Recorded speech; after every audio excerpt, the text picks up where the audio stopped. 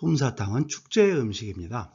어린이날을 맞은 아이처럼, 사랑을 속삭이는 연인들처럼 가슴 설레고 달콤한 간식이죠. 그런 만큼 이름도 따뜻하고 부드럽습니다. 우리는 몽실몽실한 솜사탕, 영어로도 코튼 캔디입니다. 요정의 실이라는 뜻에서 퓨어리 플로스라고도 합니다. 이런 솜사탕 누가 처음 만들었을까요? 아이들의 꿈과 연인들의 풋풋한 사랑이 깃든 지금의 이미지와는 또 다르게 솜사탕에는 화려하며 호화로운 역사로 가득 차 있습니다. 솜사탕을 처음 만든 사람은 1897년 미국 내슈빌의 치과 의사 윌리엄 모리슨과 제과업자 존 와튼입니다. 원심력을 이용해 설탕을 녹여 돌리면서 실처럼 뽑아내는 장치를 개발해 특허를 받았습니다. 그리고 1904년 미국 세인트루이스 만국 박람회에서 요정의 실이란 이름으로 솜사탕을 만들어 팔았는데 대박 히트 상품이 됐습니다. 당연히 엄청난 돈을 벌었다고 합니다. 물론 이전에는 솜사탕이 없었고 그래서 솜사탕의 역사는 120년에 불과한 것은 아닙니다. 공식 기록 이전에도 솜사탕 기계를 만들었던 사람은 여러 있었습니다. 토마스 패튼이나 조셉 라스큐라는 치과 의사가 먼저 솜사탕 기계를 만들었습니다. 하지만 특허 출원을 하지 않아 공인을 받지 못했을 뿐입니다. 이렇듯 공식 기록 이전에도 꽤 여러 사람이 솜사탕 기계를 개발했습니다. 그런데 옛날 사람들 왜 그토록 솜사탕 만드는데 열을 올렸을까요? 특히 치과 의사들이 왜 그렇게 솜사탕 장치 개발에 열심이었을까요? 먼저 치과 의사들이 솜사탕 개발에 집착했던 것은 기술적인 이유 때문입니다. 당시 치과에서 사용하는 치실 만드는 기술과 솜사탕 만들 때 설탕을 녹여 실처럼 뽑아내는 기술이 서로 비슷했다고 합니다. 또 하나는 솜사탕이 돈이 됐기 때문입니다. 솜사탕은 그 뿌리를 설탕 공예에서 찾는데 예전 유럽에서 설탕 공예품은 식탁에 놓는 고급 장식품이었던 데다 값비싼 디저트였습니다. 설탕 공예품의 한 종류인 초기 솜사탕은 15세기 이탈리아의 귀족 사회에서 발달했습니다.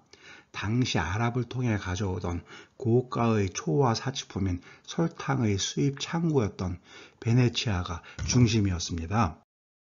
이 무렵 유럽에서 설탕은 워낙 값비싼 사치품이었던 데다 설탕에서 실을 뽑아 설탕 공예품을 만들기까지는 장인들이 한 땀 한 땀 공들이는 노력과 정성이 들어가야 했기에 베네치아와 피렌체 같은 부자 도시국가의 진짜 부자들 아니면 구경도 할 수 없었습니다. 이랬던 초기의 설탕 공예가 18세기에 접어들며 유럽 귀족 사회에서 크게 유행했습니다.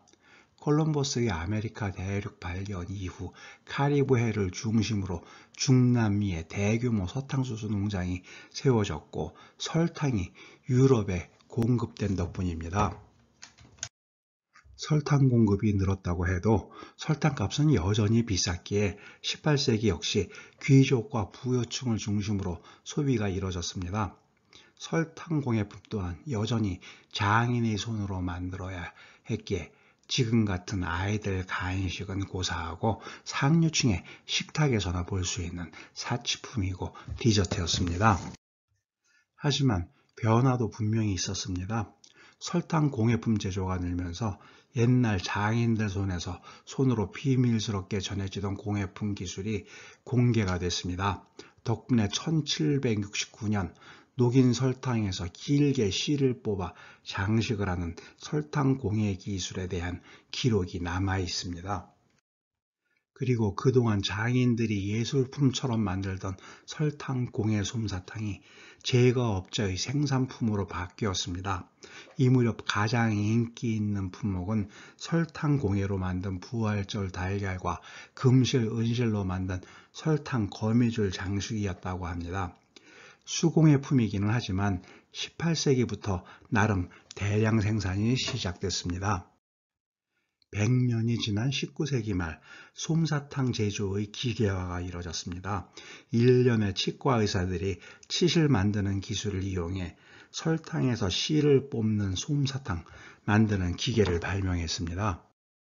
동시에 설탕값이 과거에 비해 폭락했습니다. 서민들도 누구나 설탕을 먹을 수 있을 정도로 공급이 늘었습니다. 설탕의 대중화, 설탕에서 실 뽑는 기술의 기계화가 이뤄지면서 누구나 솜사탕을 먹을 수 있게 됐습니다. 상류층의 비밀스러운 사치품에서 어린이와 연인 그리고 모두가 꿈꾸며 즐기는 축제의 간식이 됐습니다. 어린이날, 가정의 달, 축제의 계절을 앞두고 간단하게 알아본 솜사탕의 역사였습니다. 감사합니다.